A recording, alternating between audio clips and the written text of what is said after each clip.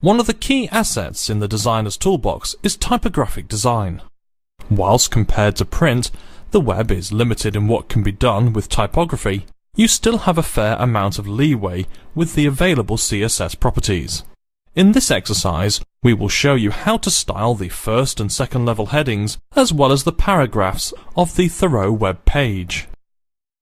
If you want to follow along, please start by opening the file thoreau.html, which can be found in the Lesson 7 folder. To style the headings in this file, we will create a CSS rule for the heading tags h1 and h2. We'll position the cursor, and then to create the rule, we'll start by adding the elements we want to style, in this case the h1 and h2 tags, known as the selectors, and are separated by a comma. All CSS styles have to be enclosed in a set of curly brackets. All the properties and values contained within are known as a declaration. Let's start by adding the open curly bracket now. Next, we'll add the first declaration. Here, we start by adding the font family, the CSS property, add a colon, add the set of fonts we wish to use, known as the values, and then end the declaration with a semicolon. So what does this declaration mean? This declaration instructs the browser to try and use the initial font listed, in this case, Lucida Sans Unicode. If this font is not found on the user's system, it will then try the second font, and so on.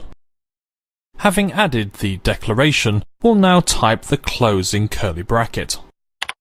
Whilst we've only included one declaration here, CSS does enable you to define as many as you need. Having successfully styled the page heading, let's now create another rule that will be applied to every paragraph in this document. As before, we'll start by pressing Enter to create a new line. Now we add the P or paragraph selector. Create the following font family declaration.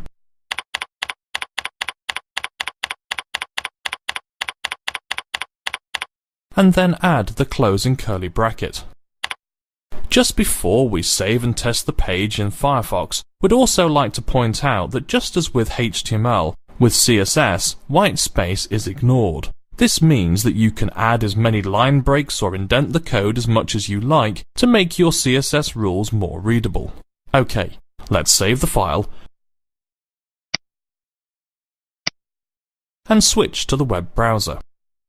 Here in Firefox, you can now see the way the CSS styles have affected both the headings and the paragraphs of text.